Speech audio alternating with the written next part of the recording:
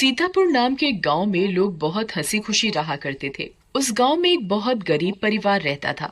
उस परिवार में मोहन, उसकी बीवी लता और उनका 8 साल का बेटा चीकू रहते थे। मोहन को पीने की बहुत बुरी आदत थी। वो सुबह शाम बस शराब पीता और जुआ खेलता रहता था। मोहन की एक छोटी सी किराने की दुकान थी। मोहन कभी भी उस दुकान को ठीक तरीके से नहीं चलाता था और जितना भी थोड़ा बहुत उस दुकान से कमाता था वो सारी कमाई शराब पीने और जुआ खेलने में उड़ा देता था। वो रोज शराब पीकर लता को मारता था और उसे घर चलाने के लिए कोई पैसे नहीं देता था। एक रात लता और चीकू भूखे बैठे थे क्योंकि घर में खाने के लिए कुछ नहीं था। वो देर तक मोहन का इंतजार करते रहे। अचानक दरवाजे पर खटखटाने की आवाज आती है। माँ, लगता है पापा आ गए। वो जरूर हमारे लिए कुछ खाने को लाए होंगे। हाँ बेटा, अब हम सब मिलकर पेट भरकर खाना खाएंगे। लता जल्दी से दरवाजा खोलने जाती है। जैसे ही वो दरवाजा खोलती है तो देखती है कि मोहन के दोस्त मोहन को पकड़कर खड़े हैं और मोहन नशे की हालत में है। अरे भैया, इतनी रात को आप लोग? अरे भाभी जी, क्या बताएं, आज तो मोहन ने हद ही कर दी। इतनी शराब पी रखी थी कि इसे इतना भी होश नहीं था कि ये कहाँ पड़ा है। हम इसे चौराहे पर से उठा कर लाए हैं। अगर कोई गाड़ी वाला कुचल जाता तो बताओ, आप लोगों की तो जिंदगी खराब हो जाती। हाँ भाभी जी, बस आप लोगों का सोचकर हम इसे यहाँ ले आए, वरना तो इसका सबके साथ ऐसा व्यवहार है कि कोई इसकी मदद ना करे। मोहन के दोस्त मोहन को कमरे में ले जाकर लिटा देते हैं और वहाँ से चले जाते हैं। बेटा चीकू, आज हमें फिर से भूखा ही सोना पड़ेगा। मैं तेरे पापा के भरोसे तुझे और भूखा नहीं रख सकती। अब मुझे ही कुछ काम करना पड़ेगा। तू बस आज थोड़ी सी भूख बर्दाश्त कर ले। ठीक है माँ। चीकू और लता दूसरे कमरे में सोने चले जाते हैं। तभी मोहन नींद में बड़बड़ाने लगता है। थोड़ी देर बाद मोहन को होश आता है और वो खुद को अपने घर में पाता है। अरे ओ लता, कहाँ मर गई? मुझे बहुत तेज भूख लगी है, चल जल्दी से मेरे लिए खाना लेकर आ। लता बहुत गहरी नींद में सोई हुई होती है और उसे मोहन की आवाज सुनाई नहीं देती। मोहन 4-5 बार आवाज देता है पर लता नहीं उठती। मोहन गुस्से से लाल हो जाता है और कमरे में रखे एक मोटे से डंडे को उठाता है और दूसरे कमरे में जाता है जहाँ लता और चीकू सो रहे होते हैं। वो डंडे से लता को बुरी तरह पीटने लगता है। लता अचानक नींद से उठ खड़ी होती है। बचाओ बचाओ, मुझे मत मारो। मैंने क्या किया? मेरी क्या गलती है जो आप मुझे ऐसे बुरी तरह मार रहे हो? मैं आधे घंटे से आवाज दे रहा हूँ कि मुझे खाना दे दे और तू यहाँ घोड़े बेचकर सो रही है, हैं? ऊपर से मेरे साथ जुबान लड़ा रही है। मोहन लता को बहुत मारता है। आवाज सुनकर चीकू भी नींद से उठ जाता है। वो अपनी माँ को बचाने की बहुत कोशिश करता है पर मोहन किसी की नहीं सुनता और लता को बहुत मारता है। अगली सुबह जब लता उठती है तो उसे बाहर कुछ शोर सुनाई देता है। वो बाहर जाकर देखती है तो लोगों की भीड़ लगी होती है। लता पास जाती है और पूछती है, क्या हुआ रजनी भाभी? अरे तुम्हें नहीं पता क्या? क्या नहीं पता, बताओ क्या हुआ? यही कि चंपा के पति को कल रात एक चुड़ैल उठाकर ले गई। क्या? ये कैसी बातें कर रही हो भाभी आप? चुड़ैल वुड़ैल कुछ नहीं होता। आप भी किसी की बातों पर यकीन कर रहे हो। यकीन कैसे ना हो बहन, मैंने खुद अपनी आंखों से उस भयानक चुड़ैल को देखा है। उसके लंबे बाल, लंबे लंबे नाखून और दांत, उसकी लाल आंखें और डरावना चेहरा मैं कभी नहीं भूल सकती। जब मैं आधी रात को पानी पीने के लिए उठी तो थोड़ी ठंडक लेने के लिए खिड़की पर खड़ी हो गई थी और तभी मैंने देखा कि एक चुड़ैल चंपा के पति को हवा में उड़ाकर ले जा रही है। ऐसी बात है तो हमें संभल कर रहना होगा और शाम होते ही अपने घर के खिड़की दरवाजे बंद करने होंगे। अब बिल्कुल सही कहा लता भाभी आपने। सब अपने घर चले जाते हैं। लता भी काम ढूंढने निकल पड़ती है। वो घर घर जाकर काम मांगती है पर उसे कहीं काम नहीं मिलता। अंधेरा होने लगता है और आखिर में उसे सरपंच मिलता है। क्या हुआ लता, बड़ी परेशान दिख रही है? बस क्या बताऊं सरपंच जी, चीकू के पापा का तो सभी को पता है कि वो ठीक से कमाते तो है नहीं और जो कमाते हैं उसे दारू में उड़ा देते हैं। इसीलिए मैं ही काम ढूंढ रही हूँ ताकि अपना और अपने बच्चे का पेट भर सकूं। ऐसी बात है तो मेरे पास एक काम है। मेरी माँ बहुत बड़ी हो गई है और बिल्कुल चल फिर नहीं सकती। मैं उनकी देखभाल के लिए किसी को देख रहा था। पर अगर तुम चाहो तो तुम ये काम कर सकती हो। मैं तुम्हें महीने के 2000 रुपए दूंगा। आपका बहुत बहुत धन्यवाद। बस एक दिक्कत है कि तुम्हें देर रात तक रुकना होगा, जब तक कि वो सो नहीं जाती। मुझे मंजूर है सरपंच जी। ये लो फिर 500 रुपए और कल से आ जाना। लता खुशी खुशी घर जाती है और ये बात चीकू को बताती है। दोनों बहुत खुश हो जाते हैं। तभी वहाँ मोहन आ जाता है। क्या बात है? किस बात की इतनी खुशी मनाई जा रही है? मुझे उनकी बड़ी माँ का ध्यान रखना होगा, जिसके बदले वो मुझे पूरे 2000 रुपए देंगे। तू कहीं भी जाकर मर, मुझे कोई फर्क नहीं पड़ता। बस मुझे दारू पीने के लिए पैसे मिलने चाहिए। तभी मोहन को लता के हाथ में कुछ पैसे दिखते हैं। मोहन वो पैसे लता से छीन लेता है। लता बहुत रोती है और अपने पैसे मांगती है, पर मोहन उसकी एक नहीं सुनता और दारू पीने चला जाता है।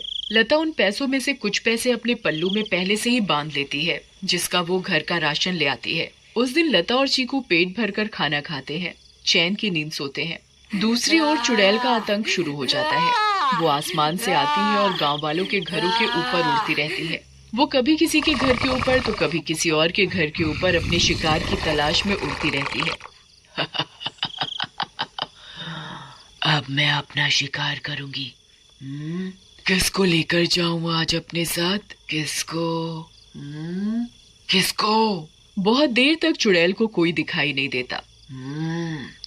लगता है इस गांव के आदमी बहुत चालाक हो गए। अब इन्होंने रात को निकलना ही बंद कर दिया। अगर ऐसा रहा तो मैं अपना शिकार कैसे करूंगी? किसको लेकर जाऊं अपने साथ? किसको लेकर जाऊंगी अपने साथ? तभी भोला रात को घर के बाहर आता है और रस्सी पर सूख रहे कपड़े उतार कर इकट्ठे करने लगता है। चुड़ैल की नजर भोला पर पड़ती है। मिल गया मेरा शिकार। चुड़ैल भोला पर हमला करती है। वो उसे एक हाथ से पकड़ती है और अपने साथ हवा में उड़ाकर ले जाती है। बचाओ, बचाओ, मुझे छोड़ दो, जाने दो मुझे। तू तो मेरा आज का शिकार है, ऐसे कैसे छोड़ दूं? तभी भोला की बीवी बाहर भोला को देखने आती है। उसे भोला घर के बाहर कहीं नहीं दिखता, पर फिर उसकी नजर ऊपर जाती है और वो देखती है कि चुड़ैल उसके पति को लेकर जा रही है। रेखा ये सब देखकर बेहोश ही हो जाती है और सुबह जाकर उसे होश आता है। होश आते ही वो अपने पति को हर तरफ ढूंढने लगती है, पर वो कहीं नहीं मिलता। वो यहाँ वहाँ पागलों की तरह भागती है और चिल्ला रही है। तभी गांव के लोग इकट्ठे हो जाते हैं। क्या हुआ रेखा भाभी? अगली सुबह जब लता उठती है तो उसे फिर से घर के बाहर कुछ लोगों का शोर सुनाई देता है। लता बाहर जाती है। क्या हुआ रजनी भाभी, आज किस बात का शोर हो रहा है? अरे लता, कल रात चुड़ैल रेखा के पति को उठाकर ले गई। रेखा का तो रो रो कर बुरा हाल है। बेचारी रेखा भाभी, पर मुझे ये समझ नहीं आ रहा कि वो चुड़ैल हर रात किसी के पति को ही क्यों उठाकर ले जाती है। सही कहा लता भाभी, हमें इस बात का जल्द से जल्द पता लगाना होगा। सभी लोग मिलकर एक तांत्रिक के पास जाते हैं और सारी बात बताते हैं। मैं अभी पता लगाता हूँ कि ये चुड़ैल चाहती क्या है। ओम ह्रीम क्लीम चामुंडाय विच्चय नमः। ओम ह्रीम क्लीम चामुंडाय विच्चय नमः। तांत्रिक ध्यान लगाता है और उसे वो चुड़ैल दिखाई देती है। ये कोई साधारण चुड़ैल नहीं है, बहुत खतरनाक चुड़ैल है। इसे कब्जे में करना या खत्म करना मेरे बस की बात नहीं। पर हाँ, एक बात मुझे पता चली है कि ये बस आदमियों को ही नुकसान पहुंचाती है। इससे औरतों या बच्चों को कोई खतरा नहीं और इसकी शक्तियां रात को ही काम करती है। दिन में ये हम लोगों की तरह एक मामूली इंसान जैसी बन जाती है। बस मैं अपनी तांत्रिक विद्या से इतना ही पता लगा पाया हूँ। सब लोग अपने अपने घर चलने लगते हैं। तभी लता बोलती है, मेरे पास एक सुझाव है, अगर वो काम कर जाए तो। वैसे आप लोग मेरी बात सुनकर हंसेंगे, पर इसके अलावा कोई और तरीका नहीं दिख रहा इस चुड़ैल से बचने का। भाभी आप बताओ तो सही। पता चला अगला नंबर मेरा ही है। मैं अभी मरना नहीं चाहता। अंधेरा होने के बाद अगर सभी आदमी औरतों का भेष बनाकर रहे तो वो चुड़ैल किसी भी आदमी को औरत समझकर नहीं लेकर जाएगी। लता की बात सुनकर सब हंसने लगते हैं, पर बाद में सबको लता का ये सुझाव सही लगता है और सब अपने अपने घर चले जाते हैं। लता भी अपने घर चली जाती है। वो मैं कह रही थी कि गांव में चुड़ैल का आतंक बहुत बढ़ रहा है। वो हर रात एक आदमी को ले जाती है। तो गांव वालों ने तय किया कि सब आदमी अंधेरा होते ही औरतों के कपड़े पहन लेंगे ताकि वो चुड़ैल उन्हें औरत समझकर छोड़ दे। तेरा दिमाग तो ठिकाने है या पागल हो गई है? कोई बेवकूफ ही होगा जो ऐसा करेगा। मोहन लता की एक नहीं सुनता और चला जाता है। लता भी सरपंच के घर उनकी माँ की देखभाल के लिए चली जाती है। लता का पूरा दिन बहुत अच्छे से निकलता है। फिर रात हो जाती है और लता अपने घर के लिए निकल पड़ती है। दूसरी ओर गांव के सभी आदमी अंधेरा होते ही औरतों का भेष बना लेते हैं। लता जब अपने घर वापस जा रही होती है तो उसे आसमान से चुड़ैल आती दिखती है। लता बहुत डर जाती है और पेड़ के पीछे छुप जाती है। तभी वहां से मोहन गुजर रहा होता है। हे भगवान, अब मैं क्या करूं? अब तो ये चुड़ैल इनको ले जाएगी, मैं इनको कैसे बचाऊं? मिल गया मुझे मेरा शिकार। चुड़ैल उड़कर मोहन को पकड़ लेती है। बचाओ, बचाओ, कोई मुझे इस चुड़ैल से बचाओ। चुड़ैल मोहन को लेकर हवा में उड़ने लगती है। तभी लता दौड़कर आती है और चुड़ैल का पैर पकड़ लेती है। चुड़ैल लता को देखकर वापस जमीन पर उतर जाती है। ए पागल औरत, छोड़ मेरा पैर और ले जाने दे मुझे इस आदमी को, ये मेरा शिकार है। नहीं, मैं तुझे नहीं छोड़ूंगी। मैं तुझे अपने पति को नहीं ले जाने दूंगी, चाहे इसके बदले मुझे अपनी जान ही क्यों न देनी पड़े। चुड़ैल बहुत कोशिश करती है पर लता उस चुड़ैल के पैर को नहीं छोड़ती। छोड़ मेरा पैर, मेरी पायल टूट जाएगी, दूर रह मेरी पायल से, मेरी पायल मेरी जान है। इस चुड़ैल को आखिर इतना क्यों प्यार है इस मामूली सी पायल से, और ये ऐसे क्यों बोल रही है? कहीं इस पायल में ही तो इसकी जान नहीं? मुझे इस पायल को तोड़ देना चाहिए। लता उस पायल को तोड़ देती है। चुड़ैल आग में जलने लगती है। ये तूने क्या किया? मेरी पायल में ही मेरी जान थी और तूने वही तोड़ दी। चुड़ैल उस आग में खत्म हो जाती है। अब मुझे माफ कर दो लता, मैंने हमेशा तुम्हें मारा पीटा और आज तुमने ही मेरी जान बचाई। उस दिन के बाद से मोहन बदल जाता है।